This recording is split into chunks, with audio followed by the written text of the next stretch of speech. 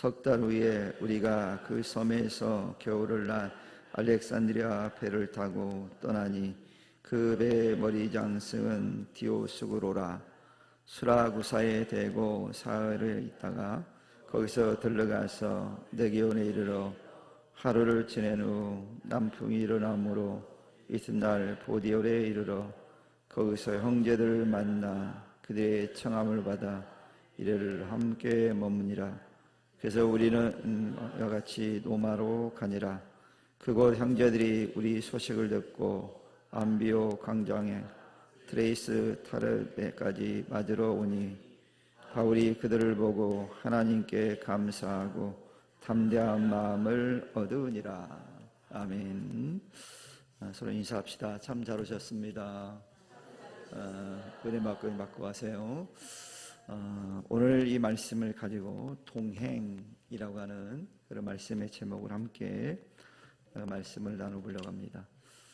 우리가 여행을 하다 보면 그 여행에 간 그곳이 딱 마음에 들 때가 있습니다. 그러면 왠지 그곳에서 더 안주하고 싶은 그런 마음이 들 때가 있습니다. 그래서 이곳에 와서 살아도 괜찮겠다 라고 하는 생각이 들 때가 있습니다. 그래서 그런지 요즘 한 달 아니면 1년 등 기간을 정해놓고 제주살이를 하고 싶은 그런 사람들이 종종 있습니다. 그리고 그것이 노망인 사람들이 있어요. 그만큼 제주라고 하는 것이, 제주도가 굉장히 아름다운 곳이고 우리에게 안식을 줄 만한 그런 곳이다라는 생각을 사람들이 하는 것 같습니다. 그래서 이처럼 좋은 곳에서 좀 쉬고 싶은 그런 마음 때문에 아마 이런 생각을 갖지 않나 생각을 해봅니다. 며칠 전에 제가 제 친구에게 전화를 한 적이 있습니다. 그 친구는 개인병을 하는 의사인데 이 친구는 안과 의사입니다. 근데 이 친구가 그러는 거예요. 나보러 대뜸 너 언제 은퇴하냐 그러더라고요. 그래서 내가 언제 은퇴한다 그랬더니 자기는 2년 뒤에 은퇴를 할 거랍니다. 그리고 제주도에 내려가서 살 거다. 그러면서 하는 얘기가 너 그때 놀러 와라 그러더라고요. 그 친구는 제가 놀러 간다고 하면 정말 반길 친구거든요. 그래서 이 친구는 평생 그가 안과 의사니까 매일같이 뭐만 보고 살았어요? 우리 눈동자만 보고 열심히 보면서 돈을 번 친구예요. 안과 의사는 눈동자 보고 돈 번 친구잖아요. 그러니까 이 친구가 가끔 만나면 그런 얘기를 하더라고요. 자기 너무 스트레스 받는데요. 근데 이 친구가 가면 굉장히 친절합니다. 얘가 놀랄 정도예요. 학교 다닐 때 얘가 이렇게 친절했나 할 정도로 매우 친절하게 환자를 대하더라고요. 속으로 얘가 이 돈을 벌어야 되니까 친절하구나 그런 생각이 드는데 내가 한번 물어봤어요. 너 이렇게 또 굉장히 친절하다 그랬더니 야 그럼 환자들한테 어떻게 함부로 하니? 그러더라고요. 친절할 수밖에 없다고. 그런데 스트레스를 많이 받는다고 그래요. 그 친구가 예전에 저도 그랬지만 우리 친구도 굉장히 이렇게 날씬했어요. 제가 총각 때 52kg였다면 믿겠어요? 꽤 오랫동안 유지됐거든요. 근데 그 친구도 그랬어요. 그러니까 굉장히 날씬했는데 지금 그 친구가 등치가 굉장히 좋습니다. 그러면 하는 얘기가 이게 다 스트레스 살이래요. 그래서 아마 그렇게 살았기 때문에 은퇴를 하고 쉬고 싶은 그런 마음이 있어서 그런 생각을 하는 것 같아요. 내가 그 친구를 알기 때문에 이 친구를 생각만 하는 친구가 아니에요. 말을 뱉으면 반드시 하는 친구거든요. 그러니까 제주도에 분명히 갈 겁니다. 그럼 제가 제주도 가면 이제 돈 안 들고 잘 수 있는 공간이 생기는 거예요. 뭐 돈도 많은데 그냥 아무거나 기도하지 않을 거 아니에요. 그러니까 기대를 합니다. 그래서 2년 뒤에는 저도 이제 제주도 가서 가끔 놀러 갈 수 있는 기회가 생기지 않을까라는 생각을 해봅니다. 아무튼 이 친구는 평생 환자들만 보다가 평생 일했으니 쉬고 싶은 마음이 굉장히 간절하지 않는가 하는 생각이 들어요. 그래서 그런 계획을 세운 것 같아요. 우리 오늘 본문에 보면 바울의 일행이 원치 않았지만 멜리데 섬에서 3개월 동안 생활을 합니다. 물론 거기에 도착했을 때는 풍랑을 만나고 배가 파선해서 그것에 도착했지만 그가 3개월을 지냈다고 하는 것은 물론 배를 수리하고 해야 되는 그런 것도 있지만 좀 편안하지 않았을까라는 생각이 듭니다.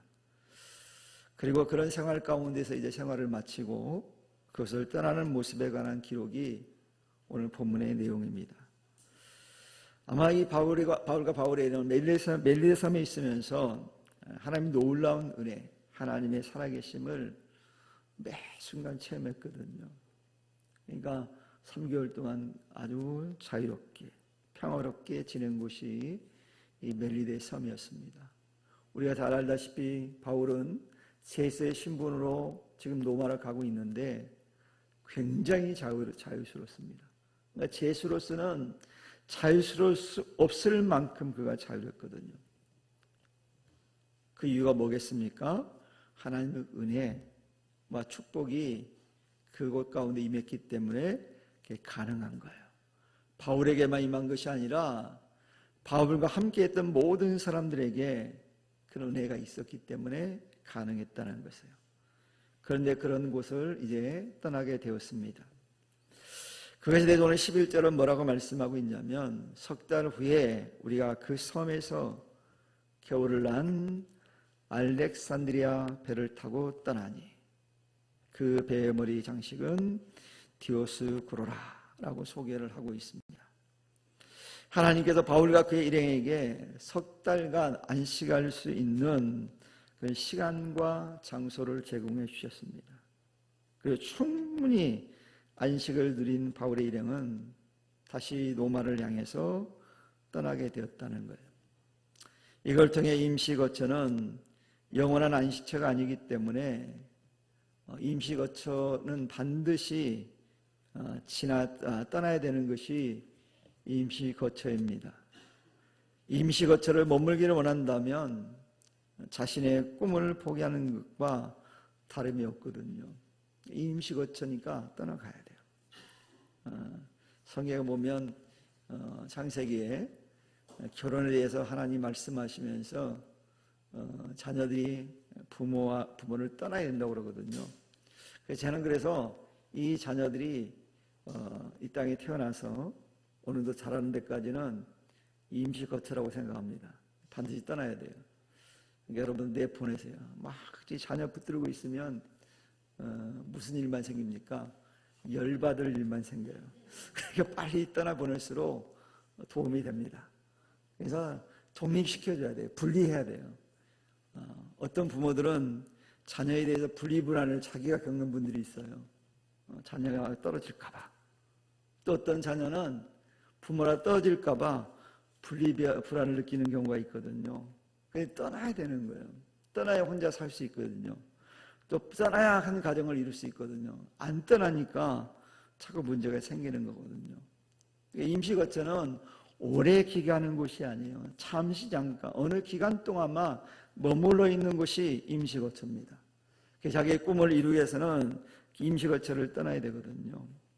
그래서 임시거처는 잠시 다음 행보를 위해서 쉬는 곳이 임시거처예요. 이처럼 멜리데라고 하는 것이 바로 그런 것이었거든요. 그래서 이 아무리 좋고 편하다 할지라도 반드시 떠나야 되는 곳이 멜리데 섬이거든요. 그런 것을 바울이 그림과 함께 떠나게 되었다는 이야기예요. 여러분, 우리가 리조트나 좋은 리조트에 가면 굉장히 시설이 좋습니다. 그곳에 오래 있고 싶잖아요. 오래 쉬려면 돈이 많아야 돼요. 거기는 그렇잖아요. 그것은 임시거처니까 아무리 좋아도 반드시 떠나야 돼요. 그래서 우리가 휴가라고 그러잖아요. 휴가는 뭐예요? 좋은 거처에 가서 쉬는 게 휴가거든요. 근데 이런 분들이 있어요. 정말 좋은 리조트를 비싸게 빌려가지고 막 돌아다니다가 잠만 자다 오는 분들이 있어요. 저는 이런 사람이 가장 어리석은 사람이에요. 좋은 리조트를 얻으면 어때요? 거기서 즐겨야 돼요.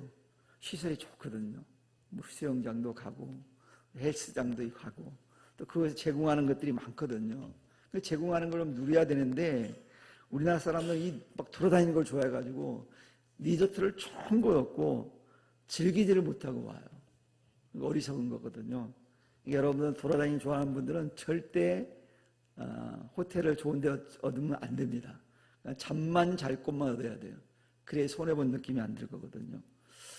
제가 지난번에 휴가 갔을 때 리조트를 얻어서 갔는데 비용은 뭐 딴 데 대줬기 때문에 좋은 걸 얻었는데 거기 처음 즐겨봤는데 좋더라고요. 그래서 누리는 게 많아서 과일도 주고요, 공짜로. 수영장도 있고요. 또 여자분들은 밥할 필요가 없잖아요. 반찬 신경 안 써도 되잖아요. 조식 먹으러 가면 뷔페식으로 쫙 돼 있어가지고 자기가 먹고 싶은 것만 골라 먹을 수 있어요. 그 얼마나 좋아요. 근데 계속 거기 있을 수 있을까요? 계속 있으면 안 돼요. 너무 비싸요. 돈을 많이 벌어가지고 가시려면 가세요. 근데 비싸기 때문에 오래 있지는 못하는 거예요. 뭐 기껏해야 이틀, 3일 있고 마는 거예요. 오래 못 있어요. 너무 비싸기 때문에. 그래서 이 임시거처는 아무리 좋아도 반드시 떠나야 되는 거예요. 그러니까 멜리데 섬에서 바울이 편안하고 안식할 수 있었지만 그걸 떠나만 하는 거예요. 왜요? 바울에게는 꿈이 있잖아요. 무엇을 위해서 복음을 위한 꿈이 있잖아요. 그게 떠나야 되는 거예요. 그리고 오늘 본문에 보면 이 바울이라는 인물이 사도가 제수의 몸으로 로마에 가고 있었거든요. 근데 바울만 간 게 아니라 거기에는 항해사도 있고 선장도 있고 백부장도 있고 군인들이 있었어요. 백부장 군인들을 데리고 바울을 지금 호송하는 중이잖아요. 그러니까 군인들의 목적은 바울을 호송하는 게 목적이에요. 항해사들은 배를 끌고 가는 게 목적이고요. 손님을 그것까지 대다 주는 게 목적이잖아요. 근데 바울은 뭐예요? 복음을 전하기 위해서 가는 거예요. 제수의 신분이지만 복음에 대한 열정을 가지고 있었기 때문에, 즉 예수 그리스도를 로마에 전하고 싶은 열정을 가지고 지금 로마로 가는 거예요. 또 로마에 있는 그리스도인들을 만나고 싶은 열정을 가지고 로마를 향해 가고 있는 거예요. 그러니 멜리데 섬을 반드시 떠나야 되는 거예요. 이 목적을 이루기 위해서는 반드시 떠나야 돼요. 군인들은 바울을 호송해야 되는 그런 분명한 목적이 있기 때문에 멜리데가 아무리 좋아도 떠나야 됩니다. 바울은 복음을 위해서 반드시 멜리데를 떠나야 되는 거예요. 이처럼 그런 목적을 가지고 이제 로마를 향해 가고 있는 거예요. 근데 이 로마에 가는 여정 가운데 하나님께서 배후에서 돌보시고 도와주시고 길을 여시는 모습을 보게 되잖아요. 아무 때나 가게 하는 게 아니라 하나님께 때가 되었을 때 그를 가게 하시고 있어요. 이처럼 하나님께서 역사하지 않으면 우리가 모든 것들을 이룰 수 없음에 대해서 오늘 성경 본문에게 교훈해 주고 있어요. 그리고 오늘 우리는 오늘 읽은 본문의 말씀을 통해서 또 하나 사실을 발견할 수 있습니다. 그것은 뭐냐면 바울을 압송하는 군인들의 태도가 처음과는 매우 달라져 있었다라는 거예요. 여러분, 좀 전에 말씀드렸듯이 이 군인들의 사명 목적은 바울을 로마로 빨리 압송하는 게 목적이에요. 그 임무를 빨리 수행하고 끝나고 싶은 거예요.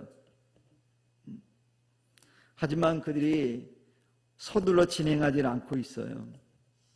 왜 이렇게 됐을까요? 그 이유는 바울의 말을 신뢰해서 출항을 늦췄기 때문이에요.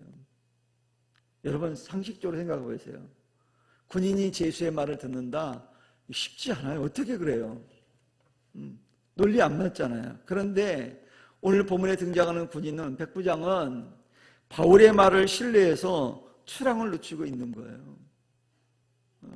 인간을 생각하면 이렇게 생각할 수도 있잖아요. 일부러. 근데 그런 생각을 품지 않아요.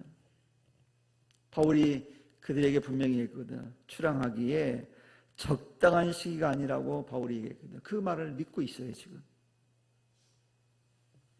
그런데 이들이 이렇게 태도가 바뀐 것은요, 이유가 있어요. 바울의 경고를 무시하고 경험 많은 선장이나 항해사의 말을 듣다가 큰 낭패를 당했잖아요. 배가 파손했잖아요. 분명히 바울이 사전에 경고했거든요. 지금은 항해하는 것이 올바르지 않다. 대단히 위험하다. 그걸 경고했거든요. 근데도 그들은 항해사나 선장의 말을 듣고 바울의 경고를 무시하고 경험이 많았던 선장, 항해사를 말을 믿고 밀어붙였거든요. 근데 풍랑을 만나서 파산했잖아요. 그러면 그렇게 생각해서, 야, 이 사람의 말을 들었다고 한다면 이 생각을 하였지 않았겠어요?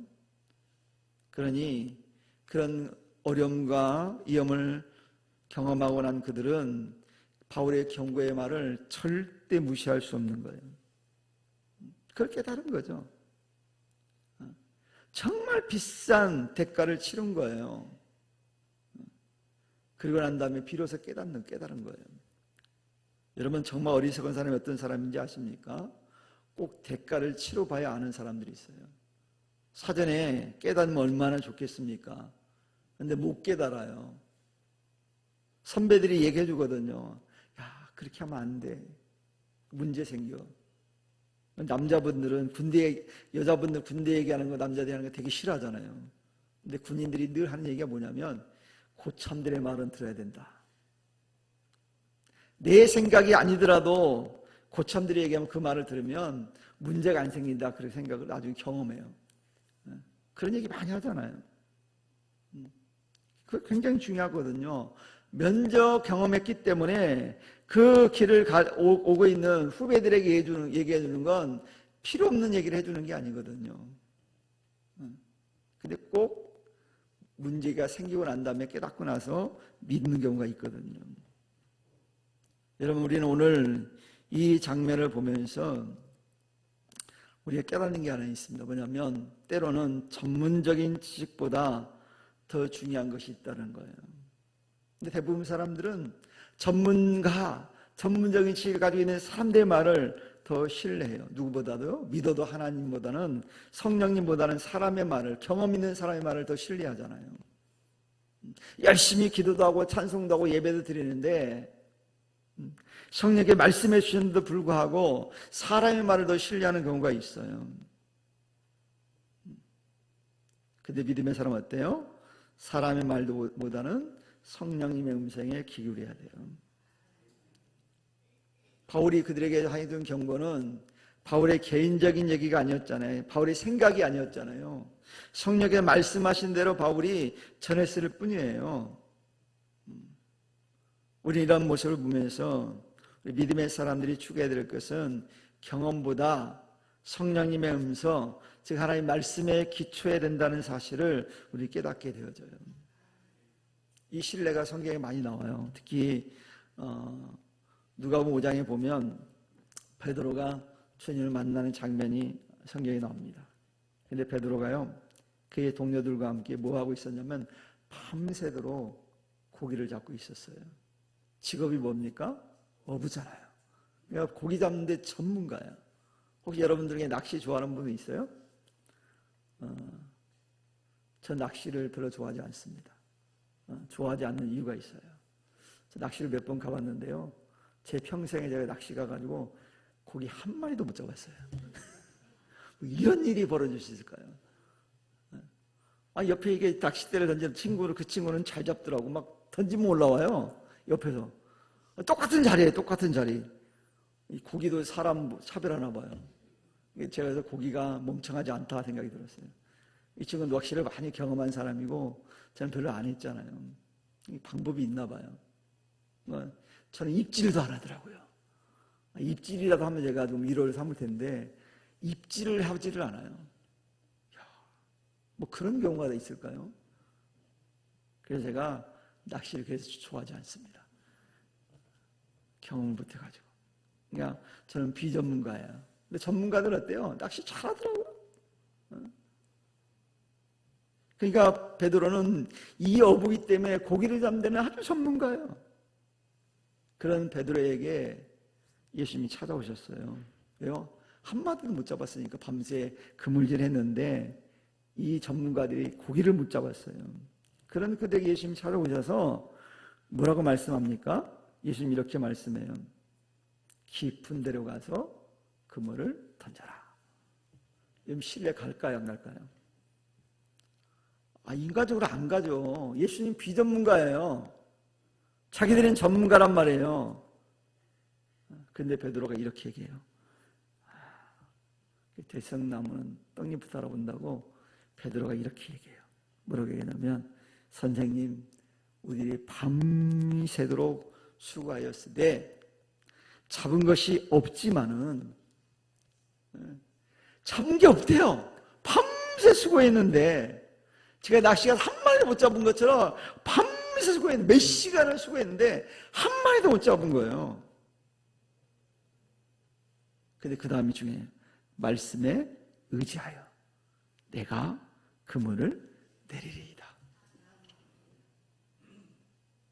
내가 밤새도록 수고했을 때 한 마리도 못 잡았으면 주님께서 그렇게 말씀하시니까 내가 주님의 말씀을 믿고 그 말씀에 의지해서 내가 깊은 데 가서 그물을 던지겠습니다. 이게요. 비전문가 말을 들은 거예요. 그런데 놀라운 일이 벌어졌어요. 주님의 말씀에 순종하고 깊은 데로 가서 그물을 던졌더니요. 성경에 뭐라고 됐냐면 그들이 그물이 찢어질 정도로 잡았대요. 아멘 안 나오네요. 어떻게 맞췄다고요? 찢어질 정도로. 안 믿어져요? 저는 믿어져요. 찢어질 정도로 잡았대요. 정말 놀랍지 않습니까? 이처럼 말씀에 순종할 때 이런 역사가 일어나요. 그리고 여러분 요한복음 21장에 보면 또 비슷한 장면이 연출돼요.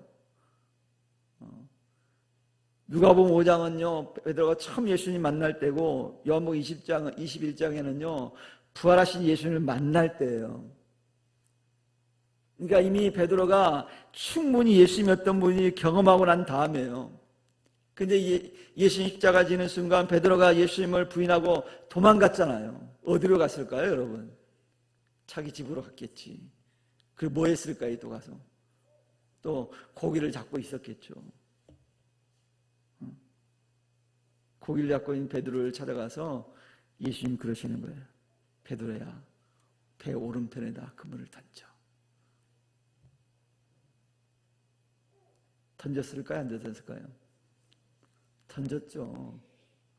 경험이 있는데 과거에 잠깐의 실수로 주님을 부인하고 떠났지만 주님이 어떤 분이 너무 잘 알아요. 그래서 베드로와 동료들은 주의 말씀대로 그물을 배 오른편에 탁 던졌더니요 그물을 들을 수 없을 정도로 그게 잡혔대요. 여러분 베드로는 얼마든지 그 상황에서 자신의 경험을 얘기할 수 있었어요. 예수님 고기는 그렇게 잡는 게 아니에요. 근데 그가 그런 얘기 없어요. 주님 말씀을 듣고 그대로 순종했어요. 왜요? 주님이 어떤 분인지 너무 잘 알고 있었기 때문에. 그리고 요한복음 21장에서는 더군다나 그가 주님을 따라다니면서 얼마나 많은 경험을 했습니까? 얼마나 많은 체험을 했습니까? 비록 지금은 두려워서 자신의 옛자리로 돌아왔지만 그 머릿속에는 주님께서 함께 하시고 있다는 사실을 잊지 않은 거예요. 여러분 그래서 어릴 때 하나님을 체험한 사람은 머릿속에 뭐가 있을까요? 하나님 만난 경험이 있기 때문에 머릿속에 존재하고 있어요. 그러니까 언젠가는 돌아와요. 그러니까 여러분 그들을 위해서 어떻게 해야 돼요? 우리가 기도해야 돼요. 돌아가게 돼 있다니까요. 베드로가 돌아왔잖아요. 도망갔다가. 만일 여러분 이 장면에서 베드로가 자신의 경험을 생각하고 행동했다면 이런 놀라운 경험을 하지 못했을 겁니다. 하지만 베드로는 자신의 경험을 의지하기보다는 주님의 말씀을 더 많이 의지했어요. 베드로가 주님 말씀 듣지 않았다면 그런 은혜를 체험할 수 없었을 거예요. 하지만 베드로는 철저히 자신의 경험보다 주님의 말씀을 더 신뢰했기 때문에 그런 은혜를 경험한 거예요. 여러분, 우리는 이런 성경의 기록을 통해서 주님을 믿는 자들은 자신의 경험을 중시하기보다는, 자신의 지식을 신뢰하기보다는 하나님 말씀을 더 의지하고 신뢰해야 된다는 사실을 깨닫게 됩니다. 그리고 깨달아야 돼요, 우리가 그걸. 비록 내 생각과 이성으로는 이해할 수 없는 상황이라 할지라도 성령께서 요구하시면, 성령 요청하시면 그 말씀하실 때 그 민감하게 우리가 반응할 수 있어야 돼요. 이게 지혜로운 성도예요. 우리 성도님들은 성령께서 말씀하실 때 그 말씀에 민감하게 반응할 수 있는 영적으로 깨어있는 성도 되기를 축원합니다. 예민해야 돼요, 성령에 대해서. 오늘 그래서 바울을 앞서가는 백부장은 경험 많은 선장과 항해사의 말을 믿기보다는 누구 더 신뢰했다는 얘기예요? 하나님의 사람 바울을 더 신뢰한 거예요. 바울이 믿는 하나님을 신뢰했어요. 바울에게 하나님께서 그렇게 말씀했다면 우리가 조금 우리 목적을 이루기 위해서 좀 늦춰도 괜찮다라고 결정하고 미룬 거예요. 쉽지 않은 선택이에요. 왜 이런 선택이 가능했습니까? 이미 경험했잖아요. 그게 참 그들이 지혜로웠다라는 걸 느낄 수 있어요. 제가 이런 얘기를 오늘 말씀을 통해서 전해주는데도 모르는 사람도 있어요. 이걸 못 깨닫는 사람도 있거든요. 근데 백부장은 그 경험을 하고 나니까 깨달은 거예요. 그래서 백부장이요, 바울이 비록 죄수였지만 최대한 배려를 합니다. 그래서 바울은 죄수의 신분임에도 불구하고 자유롭게 행동했어요. 그리고 성도들과 자유롭게 교제가 그래서 이루어진 거예요. 그걸 보면 여러분 뭘 느낍니까? 이런 모든 일들 뒤에는 누가 배우 역사하고 있다는 얘기입니까? 하나님께서 역사하고 있다는 사실을 알 수 있어요. 그게 가능한 거예요. 하나님께 그 백부장의 마음을 감동시키니까 놀라운 일이 벌어지잖아요. 여러분 그런 경우 못 해보셨어요?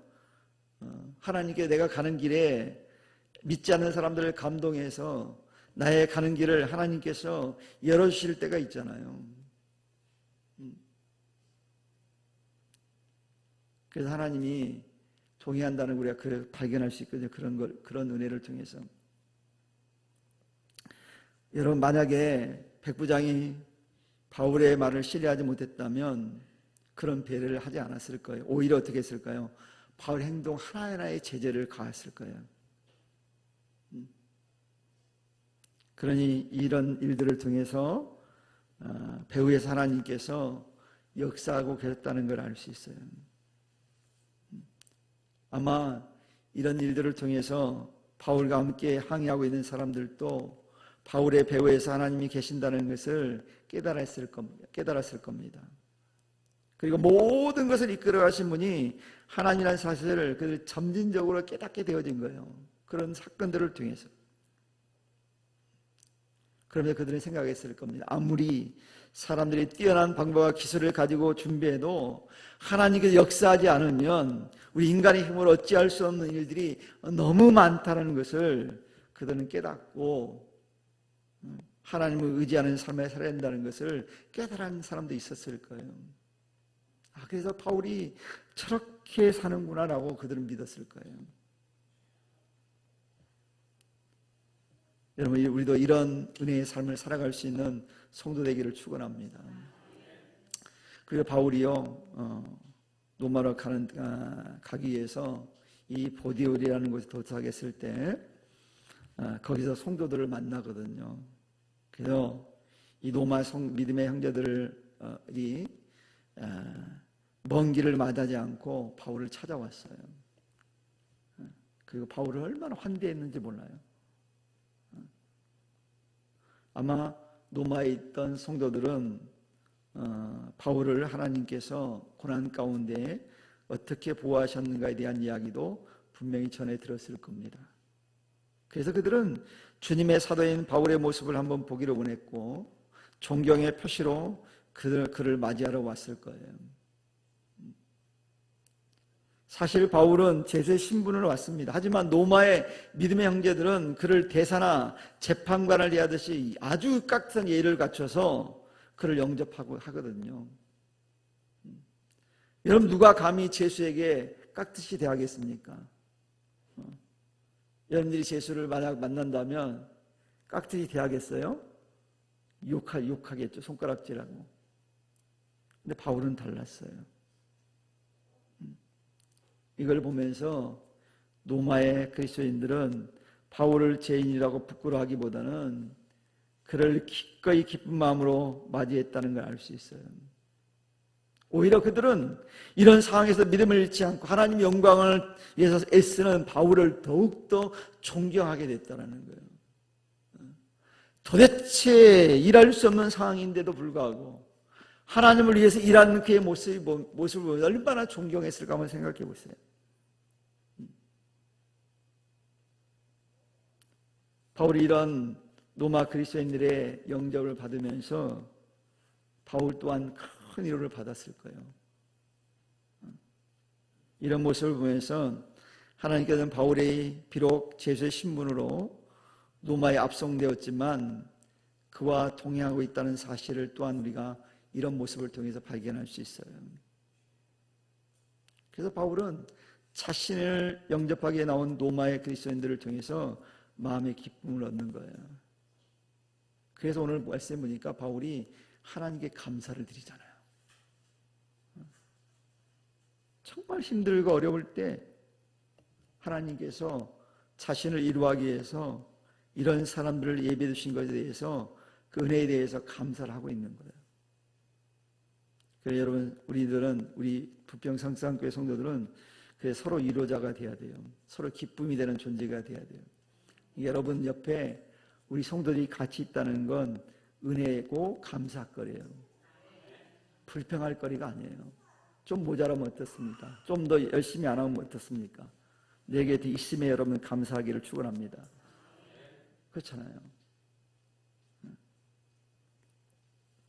그리고 바울은 자신을 영접하러 나온 사람들로 인해서 다시 재충전받고 마음의 담대함을 가져요. 야, 복음을 전해야 되겠구나. 얼마나 마음이 동했을까 한번 생각해 보세요. 우리 이런 일들을 통해서 하나님께 바울과 늘 동행하고 있다는 사실을 우리는 깨닫게 됩니다. 그리고 하나님께서 자신의 계획과 뜻을 이루기 위해서 믿음의 사람들을 곳곳에서 사용하신다는 사실을 또한 알 수 있어요. 그러니까 하나님 우리를 매 순간 쓰고 계시는 거예요. 여러분들을. 나도 모르는 사이에 내가 주님께 쓰임받고 있는 거예요. 그래서 여러분, 본인을 하찮게 여기지 마세요. 하나님 쓰고 있으니까. 어떤 방법으로든지 하나님을 나를 사용하고 있는 거예요. 그리고 우리 하나님께서는 우리가 가장 힘든 순간에도 우리를 예면하지 않으시고 모른 척하지 않으시고 우리의 삶 속에 동행하시는 분이 우리 하나님이에요. 바울은 아마 로마의 성도들을 만나면서 이런 마음을 가졌을 거예요. 그걸 위로받았을 거예요. 그래서 그리스도인들을 통해서 동료들을 통해서 위로받고 자신이 비록 제수의 몸으로 로마에 왔지만 즐거운 마음으로 로마를 향해 갔을 거예요. 왜요? 하나님은 자기가 어디를 가든지 어느 곳에 있든지 동행한다는 사실을 다시 한번 확인했거든요. 그러니 갈 수 있는 거예요. 이걸 통해 믿음의 사람들이 어려움 가운데 있을 때 우리가 찾아가 그를 격려한다는 것은 한 영혼에게 용기와 희망을 줄 수 있다는 사실을 우리가 발견할 수 있어요. 여러분들도 이렇게 쓰임받았으면 좋겠어요. 그리고 그렇게 그들에게 우리가 위로할 때 그들이 이렇게 느낄 거야. 하나님께서 그래도 나를 버리지 않으시고 나와 함께하고 있구나 라고 하는 사실을 깨닫게 될 거예요. 그러니까 그 일에 우리가 쓰임받아야 돼요. 그리고 바울이 하나님께 감사드린 모습을 통해서 우리가 진적으로 의지하고 감사할 대상이 하나님이라는 사실을 또 우리가 알 수 있어요. 여러분, 이러한 사실을 또 바울이 또 체험하게 되는데, 바울이 로마에 들어가서 재판을 받을 때입니다.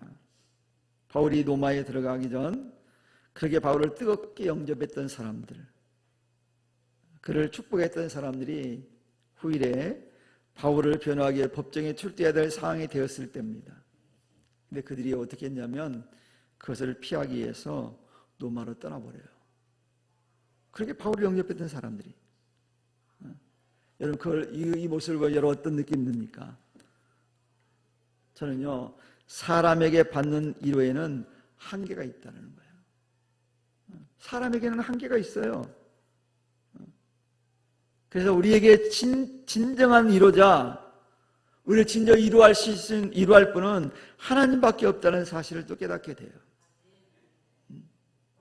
왜? 우리 하나님은요, 한번 약속하신 거 절대 변질을 시키는 분이 아니에요. 바꾸시는 분이 아니에요.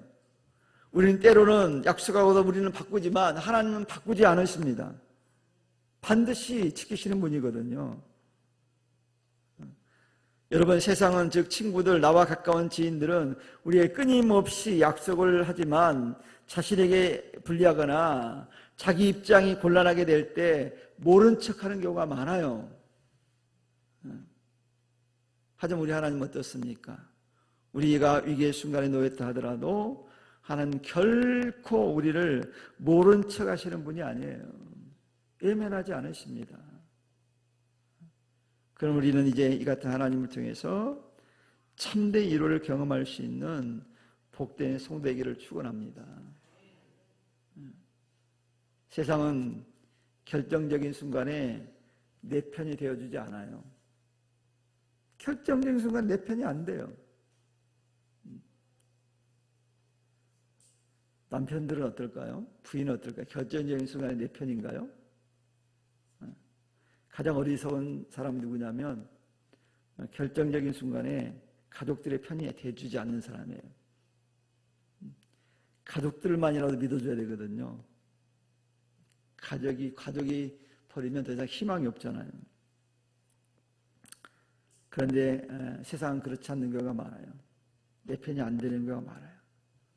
그러나 우리 하나님 어때요? 결정적인 순간에 우리 하나님은 우리 편이 되어주십니다.